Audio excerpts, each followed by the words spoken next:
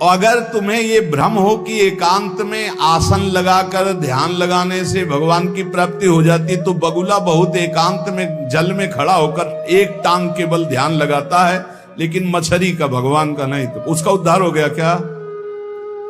ये तुकाराम जी की बात है।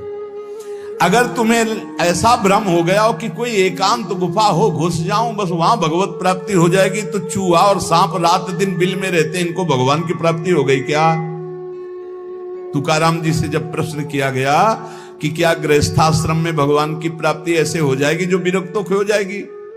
बहुत ध्यान से सुनिए, सिद्ध संत है, वो कह रहे हैं कि पागल मत बनो, भगवान की प्राप्ति भगवान के भजन करने से होती, वो गृहस्थी में भी हो जाएगी।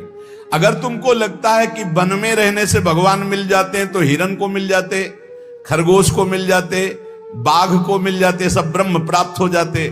अगर तुमको लगता है कि एकांत में ध्यान लगाने से मिल जाते, तो बगुला जल में खड़ा होकर एक टांग केवल ध्यान लगाता है, लेकिन मछली आई गट्ट से खाया, फिर शांत खड़ा है, बगुला को नहीं मिला। फिर कहते हैं कि एकांत गुफा में घुसने से भगवान मिल जाते, तो चूहा और सांप बिलई में रहते हैं रात दिन, उनको भगवान मिल जाते। तो इसलिए हम तुमसे कह रहे हैं कि ये ची चपड़ की बातें छोड़ो। तुकाराम जी कह रहे हैं, घर में विट्ठल का मंदिर बना, घर को ही विट्ठल का मंदिर बनाओ, ठाकुर विराजमान करो, आप सेवक हो जाओ, बढ़िया भोग लगा के पाओ, नाम कीर्तन करो, कथा वार्ता करो, अपने कर्म को भगवान को अर्पित कर दो, भगवान की प्राप्ति हो जाएगी। बहुत सहज है गृहस्थ में भगवत प्राप्ति करना।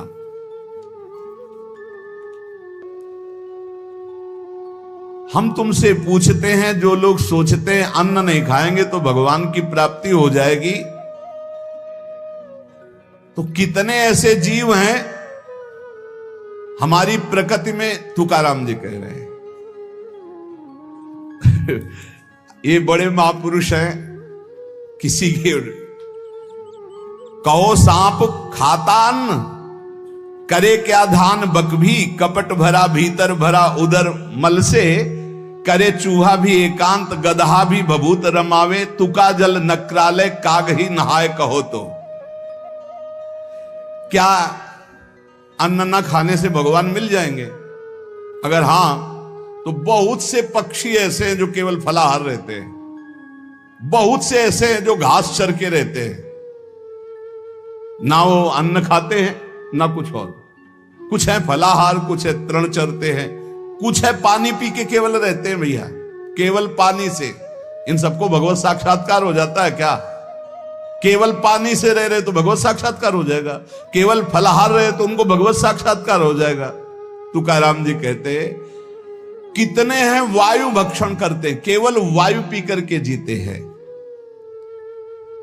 भीतर कपट भरा है, बाहर ये सब छोड़ रहे हो, कुछ लाभ नहीं मिलना है।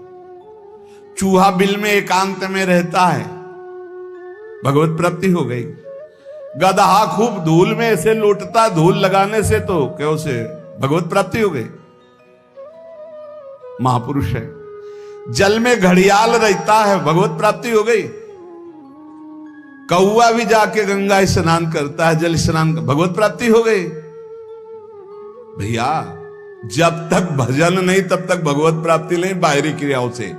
तुकाराम जी कह रहे हैं तुम्हारे हृदय में बुराई भरी हुई है और बाहर से साधु का वेश बनाए हो, तो तुम्हें भगवत प्राप्ति हो जाएगी।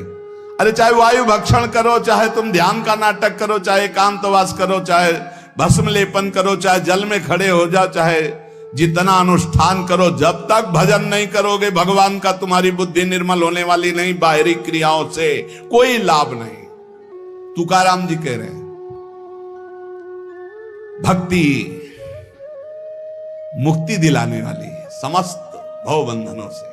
रात दिन अपने प्रभु का नाम जप कर रहे, चिंतन कर रहे। एक गृहस्थ आए थे, बहुत अच्छी स्थिति, नेत्रों में नेत्र मिला के जो बात किया,